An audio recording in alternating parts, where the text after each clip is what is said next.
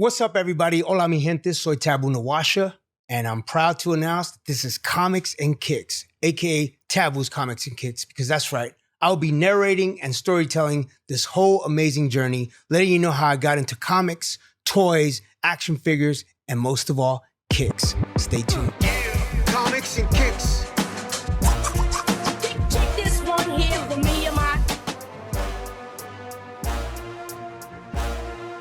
And we are live, ladies and gentlemen, today from one of my favorite places. We had an opportunity to do a signing here with Masters of the Sun. That's right, we're at Golden Apple Comics. Although we don't have a guest, I'm gonna make sure that you are the guest. So I'm gonna do something very special right now. I'd like to introduce you to my partner, my producer, the man, the myth, the legend, the B, the R, the I, the A, the N, the B, the R, the I. It's Brian. Ladies and gentlemen, make some noise for Brian. What's going on, brother? This is exciting, man. I'm so happy to do this with you, and I can't wait for these fans to know you as Jimmy Gomez. Yes, sir. The husband, the father, Yep. the Storyteller. the comic nerd, Storyteller. the sneaker head, all this stuff, the storyteller. So this is going to be a fun journey with you, brother. Yeah, I think what I really want people to know is that aspect of stepping outside of the norm, what people know me as. And for many years, I built this beautiful career on the heels of this beautiful group, which I'm proud of. But people want to get to know, who is that guy? Mhm. Is that the scary guy with the long hair? Nope. Cut my hair. Is that the Asian guy from the Black Eyed Peas? Nope. I'm Native American. Is that the Japanese guy? Nope. I'm Mexican.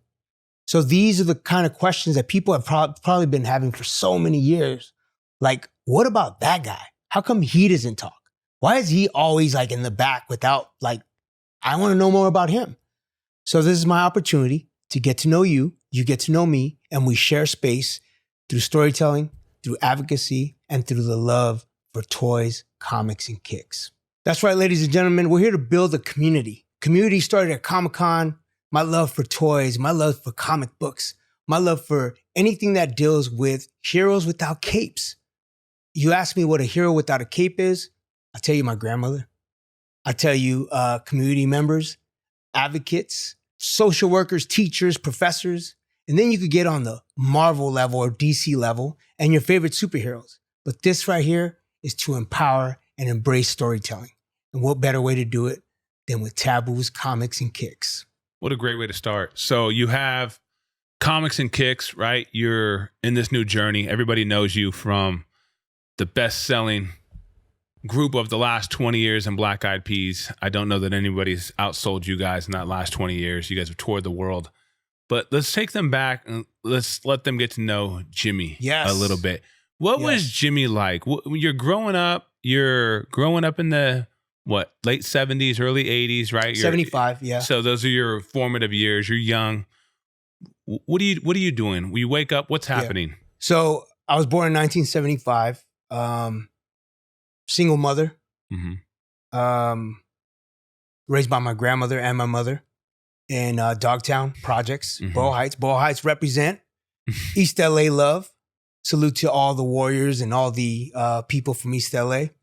But the upbringing was based and rooted in connection with matriarchs, Mm-hmm. females, my mom and my grandma. If it wasn't for them leading the way, advocating for me as a young kid, taking care of me, putting all the effort and time working on me, I wouldn't be the person that I am today. So I would say that growing up, I took a lot of leadership from my grandmother because she was the matriarch of my tribe. And she would be sitting in her chair and she would say, from Los Angeles, California, give it up for Jimmy Gomez. And that energy was the thing that inspired me to dance. And so from that performance aspect, it was like, that was a way to connect and tell my story through movement, right? It was about popping back then. Yeah. So this is 80 now. Yeah. 75, I was born. 80, I'm 5, going on 6, 81, popping. Got into locking, breaking, because that's what it was. And so I transferred that energy from storytelling through movement to toys. Because I love toys. I love playing. So what was your first toy? Like, what do you remember the moment where like a toy changed your life? Yeah, I would say LJ and Wrestlers.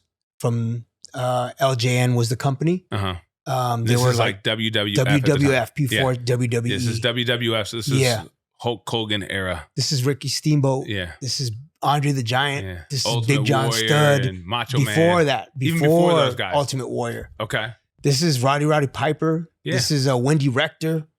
We're going deep into like the beginning of Jimmy my love. Superfly. It's Jimmy Superfly. Yeah. The J, the I, the M, the Y, the J, the I, the M. It's Jimmy. So that was the thing that sparked everything for me. And did you relate to him at all? Was I Jimmy did. your guy? Being he had your name. Well, I related to culturally? him because he was. There was a couple dudes. It was Jimmy Superfly because he had this very exotic look. Yeah. Polynesian? Was he Samoan? Was he from the islands? Yeah. Was he indigenous? Yeah. Then you had Ricky Steamboat, Yeah. who was like this martial arts dude. Yeah. Then you had Tito Santana, who was Mexican. Yeah. So I was like, oh, there's a Mexican. It wasn't Lucha Libre. Yeah. It was Mexican. So I just appreciated those toys because they were big rubber LJN I wrestlers. remember. I had them too. Yeah. And they were posed like, Yeah. the Iron Sheik had his arms like this. So I remember, building these stories. That LJN wrestlers and GI Joes was the way that I was able to tell my stories in my backyard. Mm-hmm. Create stories, GI Joes versus Cobra, and my favorite GI Joe was Spirit, which was a native dude. They called him a tracker, which we don't say tracker, but he was a way for me to connect with a cultural character from the GI Joe brand. And so I liked Snake Eyes too, because he was more like a ninja. Sure. So that's where the storytelling started for me. Without even knowing, dude, I was creating stories in my backyard, like a lot of us do. Yeah. So you have this journey, right? We have this new podcast. You have this new podcast, Taboos, Comics, and Kicks, which you guys are going to get real used to hearing. Yep. We've talked a little bit about your first toys. What was your first comic book experience? Being that we're here, thank you, Apple Comics, for allowing us to take over your store. Yeah, so let's keep it a buck. This is like a kid in a candy store. This is about community. This is about me being honest, building trust with you guys, and letting you guys know that it started with toys for me. And I would be remiss if I lied to you and say it was comics. It wasn't. It was toys that led me to fall in love with comics, that led me into storytelling. So throughout all these years of collecting as a kid and building my toy collection, it led me to Comic-Con as I got older. And that's when I started meeting comic book heads and people that were influencers from, different vendors to different brands like Marvel Comics. And I felt like there was something missing in the storytelling. Authentic, genuine representation from an indigenous lens or a native lens that allowed stories to be told with authenticity and not stereotypical. And so that's what I found, is that a lot of the comics had a stereotypical approach to it because it was non-native writers. How old were you when you started to figure out comic books? Do you remember the moment was there a moment that was like, aha for you? So I would say, again, honesty, transparency. When I first picked up the Red Wolf comic and I saw that there was this very stereotypical version of a native hero with this crazy regalia that was so stereotypical that I was like, man, I want to rewrite that one day. One day I want to take that character and be able to bring it more to a modernized, authentic, genuine representation. Sure. And so it was Red Wolf was the first time that I was like, I need to do something in this space. What year was this? Do you know? This was 2000. I want to say like 2016. So you fast forward, and how many years later are you rewriting this character? So yeah, so I was blessed to be able to actually build a partnership with Marvel because of Comic-Con. Mm-hmm. I met Daniel Fink when I first started going to Comic-Con, and I remember him saying, if you have any ideas, Tab, why don't you bring them to me, and we'll be able to do something. So fortunately, we had this comic that Will I Am and my co-writer B. Earl had written called Masters of the Sun. And it was an IP that Will owned because he paid for it. He brought the designer and the writer to create it. I said, why don't we take this to Marvel Comics? He's like, Tab, Marvel Comics is not gonna get behind this. I said, Will, I just beat cancer, bro. anything is possible. Wow. And so he's like, I can't argue with that. Okay. So I set up the meeting. Sure enough, Marvel signed on to be a distributor. And the first thing that was launched from the Black Eyed Peas camp was Masters of the Sun. And we got the opportunity to go on a tour through Comic-Con LA, Stan Lee's Comic-Con, and New York Comic-Con, and also San Diego with the GOAT himself, Stan Lee. Wow. Well, do you remember the first time you met Stan and walk us through what that, like, what did you guys talk about? Like, what is somebody like you who's at the top of the world, touring, selling out stadiums? What are you and Stan Lee talking about? Well, like we geeked out. Of course. Because he's a godfather of storytelling. Mm-hmm. And I geeked out. I got to go to the Laker game with him, which was amazing because I'm a big Laker fan. I'm a sports freaking fanatic. So give us a picture. So you're sitting courtside. So we're sitting courtside with Stan Lee. They're announcing Iron Man's coming out. No, they're announcing the Avengers is coming out. The Avengers, okay. And we're in the front row, and they do the Jumbotron, and they're like, ladies and gentlemen, Stan Lee's in the audience. And so they put the camera to him, and Black Eyed Peas is chilling with him. So it says Black Eyed Peas and Stan Lee. And we're freaking out like, yo, we're with Stan Lee. Mm. And Stan Lee's like dapping us up, and he's like, who's playing? We're like, the Lakers are playing, Stan. He's like, it's past my bedtime. I usually don't come out, but I came out for the Black Eyed Peas. We're like, oh, okay, Stan. Okay. So it was a moment because he came out to be with us, and he was promoting, the new movie, The Avengers. So off camera, you're talking about your Mount Rushmore. Yeah, Mount Rushmore. So you've got 4. Who's on your Mount Rushmore? So Stan Lee, we got Walt Disney, we got Jim Henson. And then the last one, fourth one, ladies and gentlemen, community, I'm asking you, who would you put on your Mount Rushmore of creative visionaries? A la Stan Lee, Walt Disney, or Jim Henson? Let me know. Comment and let me know who is part of that Mount Rushmore. Okay, so we've kind of got your journey going a little bit, right? We've got how you fell in love with toys, where and how you fell in love with comics. Yeah. Where does your love for sneakers come? I saw you brought a Jordan box with you. I think can we unveil that at the end? Sure, we can. We'll definitely unveil the Jordan box. Okay. There's going to be different brands and different collaborations and different jewels or gems that we'll have throughout different episodes. But today I'm proud to announce that I got a cool exclusive that people are going to fiend for. It's very limited, which I'm proud because I'm going to be rocking it on stage, and I can't wait to share it with you guys. So my love for sneakers started when I was a kid. Jordan, bro. Like when I saw the slam dunk contest when it was him against Dominique Wilkins, and he was wearing the 3s, and he did that dunk with his feet back like this. And I always remember how beautiful the silhouette was on the poster. And then I looked at the 3s as like, that's the holy grail for me. And so I became a Jordan fanatic. Is that your favorite silhouette, the 3s? 3s. I love the 3s. 3s are clean. You can't go wrong with them. I mean, bro, Tinker Hatfield. Yeah. Shout out to my brother, Tinker Hatfield. That was like his design with that silhouette.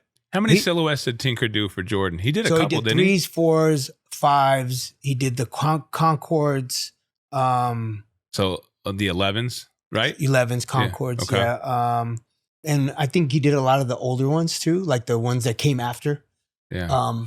But I'm a fanatic of the 3s, 4s. I like 1s. Yeah. I'm rocking 1s right now. I'm Royal Blues. You can't go wrong with 1s ever. Correct. It's the original. It's like the original to anything. Yeah. You could never go wrong. I'm with you though. I think 3, 4s, 11s are for me right after the 1s. And ladies and gentlemen, please don't get it twisted and think that I'm only a J guy.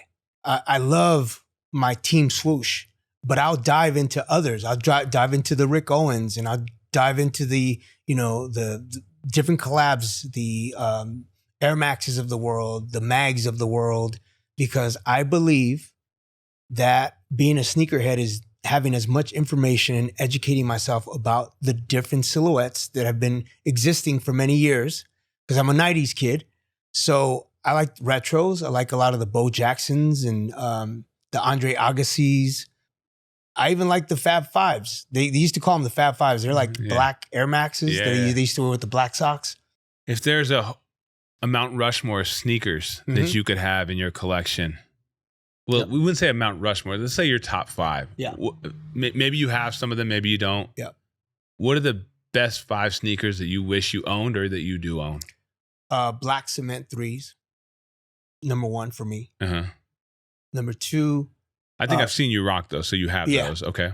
Yeah. I would say the band ones because I have those. I'm giving you some that I have. That's okay. Let's keep it with stuff that I actually have Your in my top possession. 5 then.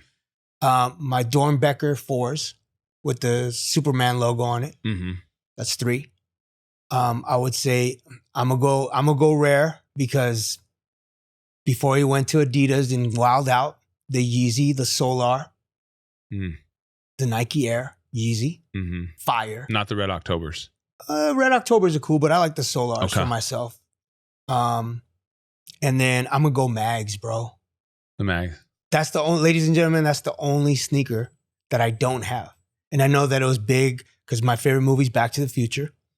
So when Marty McFly laced those or sublaced, Yeah. it was amazing because sneaker culture was impacted so big at that time. And then when the auction happened for Michael J. Fox and Tinker was behind that design, there was so many components that led me to my love and my fandom around the mag. Well, check this out. Ladies and gentlemen, as I always do, for the first time, I like to unveil new sneakers, especially exclusive ones that just dropped. See that right there? Air Jordan. Classic J, number 1 to be exact. But there's a twist. Shout out to my brother Reggie Saunders. So this packaging is awesome, by the way, because it takes me back to my childhood when I first got the ones many moons ago. So the unveiling is kind of very angelic. Lights around it. The packaging is amazing. You got the little Air Jordan baggie. Put your little jewelry or whatever you want to get, your little coins, your gold coins, your shillings. So, you ready for this? Because I am. Ladies and gentlemen, the magical moment. Bling, bling. Take a look at that. Ladies and gentlemen, this is Swarovski 1. How exciting is it to have the first of its kind? I'm excited. Thank you to Jordan. Thank you to Jumpman. So Tab, what's the story behind these? So these Why are they so important? Because they just dropped and it's a collab with this amazing artist, female, matriarch, with the Jordan team. And I like the fact that she added her own flavor. She's a big fan of Swarovski, however you want to pronounce it. And the fact that we have matriarchs leading design is important. Why? Because I'm a girl dad. Ladies and gentlemen, when you have a female leading the dance and advocating for design, for sneaker culture, that inspires me. So that's why this is even more important, because as a girl dad, I want more girls to be inspired to do things like this, partner up with Team Jordan, Jumpman, and do something that is visionary, that is forward thinking, and it is appreciated by sneaker culture. So what are you liking most about, obviously, the shine, but what do you like most? Obviously, the retro ones, the lows are obviously always going to be a hit, but what really stands out to you? Well, the colorway? I like that it has the sporty, classy athleisure vibe, but at the same time, if you want to rock a suit and rock these and just be like, that's the piece, you could have a dope freaking get up. You go to an award ceremony or a graduation or a wedding, and then you have this to pop it off as some representing sneaker culture. And the fact that you have the silver Air Jordan logo, it's pretty fresh. We have a question from one of the other producers that she wants to ask you. So I love sneaker culture and everything that comes with it. But when you were growing up and you didn't have, a lot of money. Okay. Where did you shop and what was the shoe? Payless, 2 for freaking $8. I don't know. It was like Kung Fu shoes, those black and white ones. The Kung Fu shoes, and then you would get some, go to Payless. I only get paid once a month. Mijo, I only get paid once a month. That was my mom, by the way. Mom, I want the Jordans, Mom. Mijo, I only get Every paid Mexican once a month. Once a month, Mom. Come on, Mom. Jordans, they're $150. I only get paid once a month. That was always her thing. Okay, so what's the one shoe you wish you would have had in real time growing up that you never got to get? Back then? Yeah. So what I was going after at the time that I kept asking for those shoes, what was it? Were the Carmines, Jordan Carmines, red and white. Mm-hmm.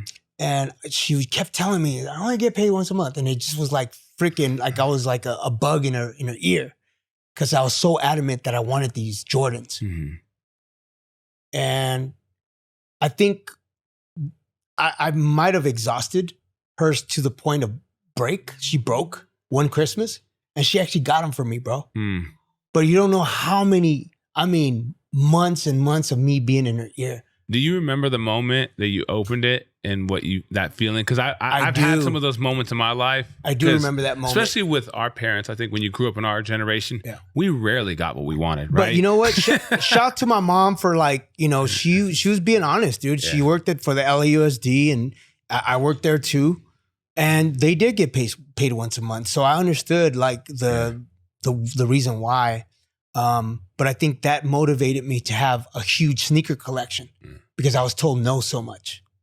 You know what I'm saying? When you're told no so much, you get destined and competitive to want to do it. So Tab, so we see behind you, they're not randomly there, right? This is stuff that's important to you. I see Spider-Man, Werewolf, I see Daredevil, and I see a card back there, a trading card. Yes, sir. What's the story behind these? So, ladies and gentlemen, my journey began as a co-creator and co-writer for Marvel Comics, along with B. Earl. Shout out to B. Earl. Shout out to my whole team, CB Sobolski, Tim Brever, Nick, all the editors and people that were contributed. So I'm gonna start with this because this was the first one that we created and wrote. This is Jake Gomez, by the way. My name is Jimmy Gomez. That's Jake Gomez, loosely based on and it was the first time that we got to bring Jake Gomez to the Marvel Universe utilizing their IP. So this is your first comic that you've ever done? This is the first comic. And remember I told you about Red Wolf? Well, I actually brought Red Wolf to this comic, but with a modern look and a modern twist. Because like I said, he was very stereotypical looking. He looked very, it looked. So being that was your first, what was that like when you first got that book in the mail? Or where did you get it from? You met him at the office? They delivered it to me. And when you opened it up, was the 10-year-old in you? Yeah. I was like, yo, I'm part of the Marvel family. Werewolf by Night by Taboo and B. Earl.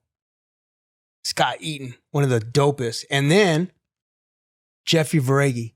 Ladies and gentlemen, for those people that don't know, Jeffrey Verhage, rest in peace, was a brother of mine. He was an inspiration. He was a dope illustrator, animator, top artist who passed away. And he was a native brother, a very huge advocate for Indigenous voices. We actually started a campaign called Indigenous Voices at Marvel. We wrote a book that he actually did variants on. And that was this one right here, Kashala, which is our second journey. And it was the Apache based in, we brought an Apache contributor to be able to give it an authentic voice. His name is Tony Duncan. And he basically led us to be able to curate and do something where we actually advocate for the Apache people and give them a voice and give them a hero that is part of that journey. So that's what I did. A lot of people say we got consultants. I call them relatives because throughout Indian country, I just brought different people from different tribes to be able to co-sign and say, yo, we like this, we don't like this.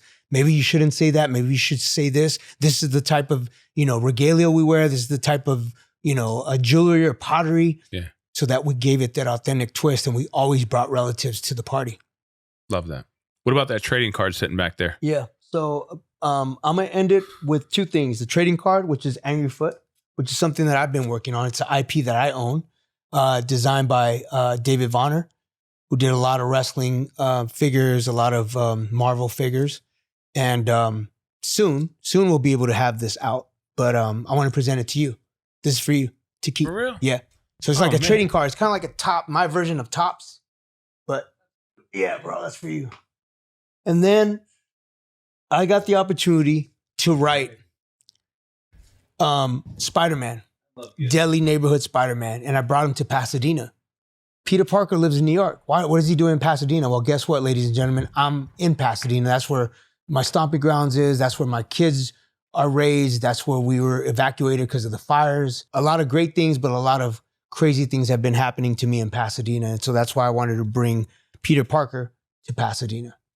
So you grew up, toys was your very first interaction with falling in love with all of these things that people would maybe consider nerdy, right? Or geeky, geek mode. But geek mode.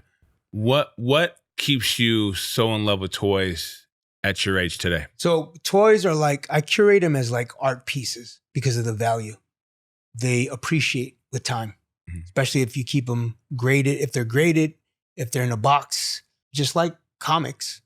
If you keep them, you preserve them, you curate them as art pieces, they appreciate with time. So I have a lot of great pieces of toys from my past that bring nostalgia, but yet are stories from my childhood. And so I keep them in great condition. Although they're in storage right now, I hope that one day I can have a Taboo toy museum where I can display them and actually give life to each story. Just like what Pharrell did with his jewelry pieces. I want to do that with toys because I have a gang of them. What's your holy grail in My your holy toy? grail is I still have the USS flagship in the box. It's 7 feet tall, 7 feet long, and it's still in the box. It's from 1984. And I never opened it. So I'm proud that it's still there from the 80s. What made you not open it? Because it's an art piece. It's hard to get. But how did you know at that age it would be an art piece? No. I didn't buy it in the 80s. Oh, I bought it later. Okay. Dude, all the toys that I got when I was a kid, I shit on them. Right. Yeah. But as I got older, I was like, yo, I remember Transformers. I remember Voltron, He-Man, G.I. Joe.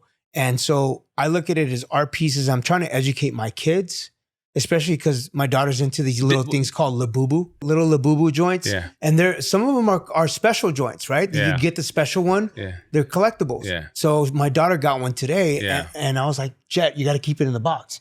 She doesn't understand yet, but I'm trying to help her because that thing's going to be worth a lot in the future. So I'm trying to educate my kids so that That's why you need a dead stock. It's like sneakers, bro. You got to buy her one to play with and buy her one to store. Because they have that value and it's like a one-off. So you don't know what you're going to get. So the fact that she got that was an exclusive opportunity. So that's why she kept it in the box. Do any of them have the natural love and passion of comics, sneakers? Journey. My 14-year-old. The second youngest. Yeah. Okay. He is a sneakerhead. He's a basketball fanatic like myself. He loves hip hop. Big Tribe Called Quest fan. He's a 90s baby. So, I think he got a lot of my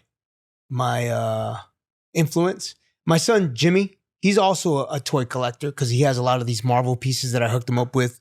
My boy, Jesse Hernandez, who's an Aztec designer. He did a lot of Marvel pieces. So I got him some of those pieces from Sideshow. Big shout out to Sideshow, my favorite place for toys and collectibles. And the next episode, I will be able to show and display my Angry Foot piece that I got. Wow. Yeah. Amazing. Yeah. So we've learned about you as a person a little bit. Obviously, we don't have to get everything out in one episode, right? You've got many more episodes. Yep. Everybody's going to learn a lot more about you as this series goes on. We've learned about your love for toys, your love for comics, your love for sneakers. Storytelling. And your love for storytelling. But I think your biggest love of all would be your love of your kids. Yeah, facts. So tell us about being a father. Yeah. How did that change you over time? When you had your son, if I'm not mistaken, you were a teen father. Yeah. And now that you're in your late 40s now, right? Did you hit 50? 50. Did you hit 50 already? I'm going to be 50 in July 14th. Right. So we have similar birthdays. Yes, sir. What's the evolution of Jimmy Gomez, the father, the husband, And I think that would be a good way for us to close out this. Yeah. So first of all, I'm Jamie's husband. Proud to be Jamie's husband because my wife has been a conduit of love, family, connection, learning, inspiring, motivating, pushing, sometimes kicking me to like get my shit together. That's a good wife. Yeah. Sometimes you gotta, because I'm in my own head. I'm in my own shit sometimes. And yes, I dropped 2 S-bombs, Jet. She always talks to me about my cursing. Is there a cursing jar? No, there's no cursing jar, but I know that she gets a little, I'm like, 2 is good. I try to keep it as family friendly as possible because I know I got my kids watching. So I'm gonna say my wife has been a great motivator, and my kids. I wouldn't be the father that I am without this amazing rock, who's been with me through my overindulging era. 18 years removed from that time period. Congratulations. Yes, sir. Just proud to be in that space, clear-headed, focused. My wife she was part of that journey with me and battling cancer in 2014. She was the person that kept me fighting on to beat this disease. Yeah. So I would say that my kids are just a reflection of our parenting and how we raised our kids and continue raising our kids. Now we have Josh, who's 33. Jalen, or Jimmy Jr. is 16 in July. Journey, just graduating from middle school, going into high school. He's 14. And then we have our daughter, Jet, who's 9, 4th grade, going into 4th. So those kids have been such a blessing because they've taught me how to be grounded, how to be present, how to be available to do something as valuable as taking them to school, drop-offs, doctor appointments, eye doctor appointments, therapy, freaking volleyball practice, or mountain bike practice. These are the moments that my kids cherish and that I cherish too, because we're creating memories, and those memories are forever, and they have nothing to do with monetary gain or monetary implications. It's all about the love and the appreciation I have for my wife and my kids. So if you had to go through each one of your kids, starting at your oldest, you possess a lot of natural superpowers. Yeah. Which superpower do you think you passed on to each one of your kids? Okay, so my son Josh is the invisible man. He could be invisible. Jimmy Jr. is the voice because he could sing. So there's a character, that character that like has that voice, Storms, and Banshee. He's got the Banshee because he's got this crazy voice. And you can metaphorically say that, Banshee's loud, but his is beautiful, right? Because he can sing. Journey is, I would say he's got the Wolverine ability to heal. Yeah. Like he heals. He's got this healing presence and something about him. He's got the it factor, the healer, right? Love that. And then Jet is oh man. Jet is, she's quiet, but then she unleashes. So she's got probably the little Incredible Hulk. She could be like a little Hulk. We going to see the Hulk this season? Ladies and gentlemen, I'm trying to get, I'm trying to get as many variety of friends and heroes without capes, with capes, to be represented in this podcast. And I hope that you stay tuned and tune in because it's going to be exciting. It's an exciting journey because it's coming from my heart, my passion, my love, total transparency, total appreciation for people tuning in and just wanting to nerd out and vibe out with me right here, Taboo's Comics and Kicks. That's right, y'all. It's Taboo Nawasha, and I hope you enjoyed geeking out with me and going straight into geek mode. For more information, for more videos, subscribe, like, and comment. Share with your friends. Much love. There it is. Comics and Kicks.